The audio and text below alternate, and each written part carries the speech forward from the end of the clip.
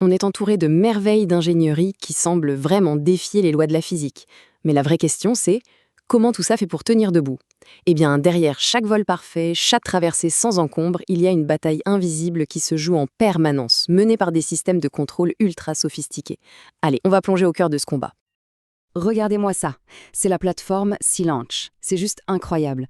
Une structure gigantesque qui balance des fusées de plusieurs tonnes depuis l'équateur en plein milieu de l'océan.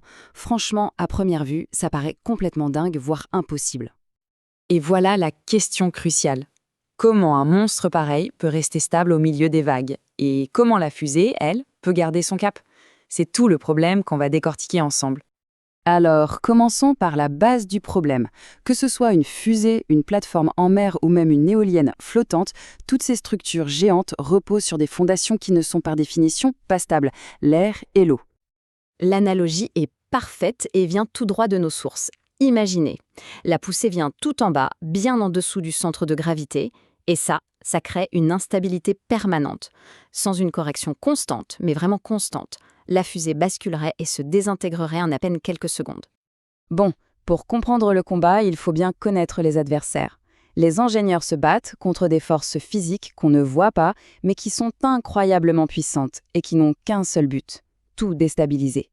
Imaginez un peu. Des milliers de litres de carburant liquide qui se balancent d'avant en arrière dans les réservoirs d'une fusée en pleine accélération. Ce phénomène, qu'on appelle le ballottement ou sloshing, peut créer des oscillations si violentes qu'elles suffisent à elles seules à faire dévier une fusée de sa trajectoire. Alors pour contrer ça, les ingénieurs ne restent pas les bras croisés. Ils sont malins. Ils modélisent le phénomène. Ils considèrent la masse de carburant comme un pendule qui oscille.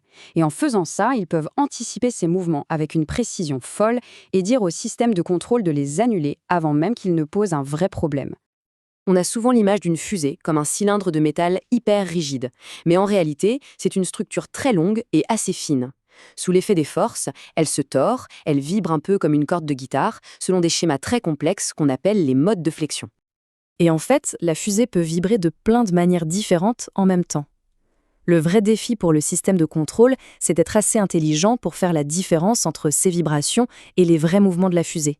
Parce que s'il essaie de corriger une simple vibration, il risque au contraire de l'amplifier, et là, c'est la casse à seler. Allez, on retourne sur l'océan. Pour un bateau ou une plateforme, un des pires ennemis, c'est le slamming. C'est ce bruit assourdissant, cette force destructrice qu'on ressent quand la coque retombe violemment sur une vague. Ça génère des pics de pression absolument extrêmes. Ces simulations décomposent bien l'impact. Le slamming, ce n'est pas juste désagréable, ça peut carrément endommager la structure. Et pour une plateforme comme Sea Launch, c'est une perturbation majeure que les systèmes de stabilisation doivent être capables d'encaisser. Alors là, on touche à un concept encore plus étrange, l'amortissement négatif. C'est un vrai casse-tête pour les éoliennes flottantes.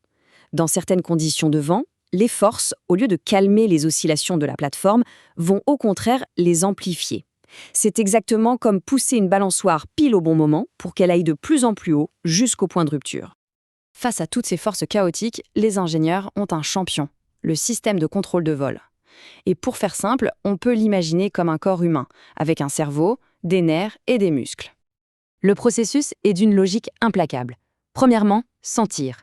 Les capteurs, qui sont les nerfs, mesurent tout, l'orientation, la vitesse. Deuxièmement, penser. L'ordinateur de bord, le cerveau, compare ça à la trajectoire idéale et calcule la correction. Et enfin, troisièmement, agir. Les actionneurs, les muscles, exécutent l'ordre pour tout remettre sur les rails. Et attention, quels muscles! D'un côté, on a la puissance brute, le contrôle par orientation de la poussée, où des vérins géants pivotent carrément les moteurs principaux de la fusée. Et de l'autre, la finesse, le système de contrôle par réaction avec ses petits propulseurs pour des ajustements de haute précision, surtout quand on est dans le vide de l'espace. Passons au cerveau. Pour que l'ordinateur puisse penser, il a besoin d'un modèle de la réalité. Les ingénieurs créent donc un jumeau numérique de la fusée. Ils traduisent toute la physique, le ballottement, la flexion, tout ça, en un ensemble d'équations hyper complexes, représentées par ces énormes matrices. L'idée, ce n'est pas de lire les chiffres, mais de saisir à quel point la simulation doit être détaillée pour prédire le comportement de la fusée à chaque milliseconde. Ok, on passe de la théorie à la pratique. C'est bien beau tout ça, mais comment on s'assure que ça va vraiment marcher le jour J dans le monde réel? Voilà le système complet en action. C'est une boucle fermée, une closed loop. Les capteurs mesurent, l'ordinateur pense, les actionneurs agissent. Cette action modifie l'état de la fusée, qui est immédiatement mesuré à nouveau par les capteurs, et ça recommence. C'est une conversation non-stop, à très haute vitesse, entre la machine et la physique. Mais comment être sûr que ça reste stable? Eh bien, les ingénieurs définissent une zone critique, une sorte de point de non-retour. Si la réponse du système à une perturbation entre dans cette zone, c'est l'instabilité garantie, et la machine peut se désintégrer. Tout leur travail, c'est donc de concevoir des filtres numériques qui vont remodeler cette réponse pour la maintenir toujours, en permanence, loin de cette zone de danger. Pour les systèmes maritimes, les tests physiques sont indispensables.